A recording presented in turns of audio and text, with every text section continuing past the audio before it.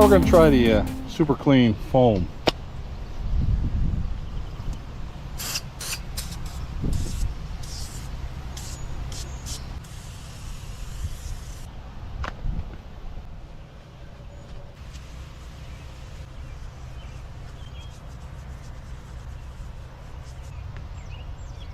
And this does, you don't have to wait too long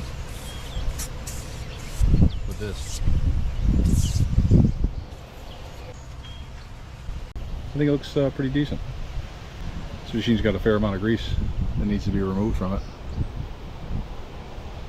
You know, keep it clean, even up top there. Like I said, normally hot water pressure washer is the ticket to get rid of a lot of grease. But I think it was a good test for this product. See how it removes grease and grime.